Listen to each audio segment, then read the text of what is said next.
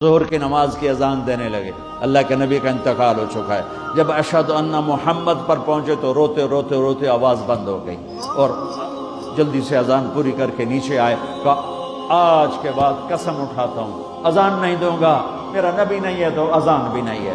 اور حضرت ابو بکر سے اجازت لے کر جب وہ خلیفہ بن گئے جہاد پہ چلے گئے، 6 مہینے تک آئے نہیں۔ لاکھوں صحابہ جہاد میں گئے، کسی کو میرے نبی خواب میں نہیں آئے، صرف بلال کو آئے۔ بلال یہ کیا بے وفائی، ہم سے ملنا ہی چھوڑ دیا، ہمارے پاس آنا ہی چھوڑ دیا۔ آنکھ کھلی تو ان کو یوں لگا جیسے اللہ کے نبی زندہ بلا رہے ہیں، یا رسول اللہ میں آ گیا، یا رسول اللہ میں آ گیا۔ اور اسی وقت اونٹنی کو بھگایا۔ 21 دن کا سفر 7 دن میں کیا، 7 دن صرف نماز اور پیشاب کے لیے اترتے تھے اور بھگاتے بھگاتے بھگاتے 8ویں دن جب مدینے میں پہنچے تو آتے شور مچایا، یا رسول اللہ میں آ گیا، یا رسول اللہ میں آ گیا۔ ان کے ذہن سے نکل گیا کہ آپ تو دنیا سے جا چکے ہیں۔ جب مسجد کے قریب پہنچے تو پھر تڑپ اٹھے اور چیخنے لگے کہ آپ تو ہیں ہی نہیں۔ پھر گئے سیدھے قبر پہ جا کے یوں قبر کو لپٹ گئے، یا رسول اللہ میں تو آ گیا ہوں، آپ کہاں ہیں؟ یا رسول اللہ میں تو آ گیا ہوں، آپ کہاں ہیں؟ یا رسول اللہ میں تو آ گیا ہوں، آپ کہاں ہیں؟ بے قراری میں روئے جا رہے ہیں، میں تو آ گیا ہوں، آپ کہاں ہیں؟ میں تو آ گیا ہوں، آپ کہاں ہیں؟ نماز کا وقت داخل ہو گیا۔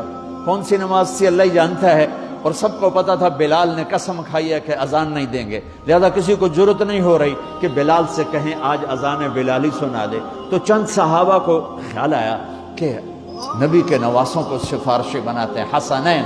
آپ نے فرمایا میری آنکھوں کی ٹھنڈک حسن اور حسین، میرے جنت کے پھول حسن اور حسین۔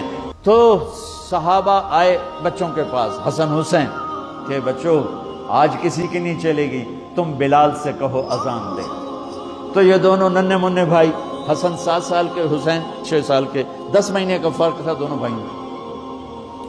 چچا ایک درخواست کہ میرے ماں باپ آپ پہ قربان، آپ درخواست کیوں کہہ رہے ہیں، آپ امر کریں، آپ حکم کریں۔ کہنے لگے جیسے آپ ہمارے نانا کے لیے اذان دیتے تھے آج ہمارے لیے دے دو۔ تو ایک دم وہ رونے لگے بلال، کہا ہے میرے بچوں، میں نے قسم اٹھائی تھی کہ میں اللہ کے نبی کے بعد کبھی اذان نہیں دوں گا، لیکن تم پہ تو ہزاروں قسمیں قربان ہیں، میں اپنی قسم توڑتا ہوں اور اذان دیتا ہوں۔ جب وہ چڑھنے لگے اس بی بی کے گھر، قریب ایک انصاری عورت کا گھر تھا جس کی چھت پہ چڑھ کے اذان دیا کرتے تھے، تو سانس رک گئے سب کے، آنکھیں پھٹ گئیں، اور وہ یوں منظر دیکھ رہے کہ آج بلال تو ہے، محمد مصطفیٰ نہیں ہے۔ آج اذان بلالی تو ہوگی لیکن محمد مصطفیٰ کی جھلک نہ ہوگی۔ جب انہوں نے کانوں میں انگلیاں، جب انہوں نے اللہ اکبر کہا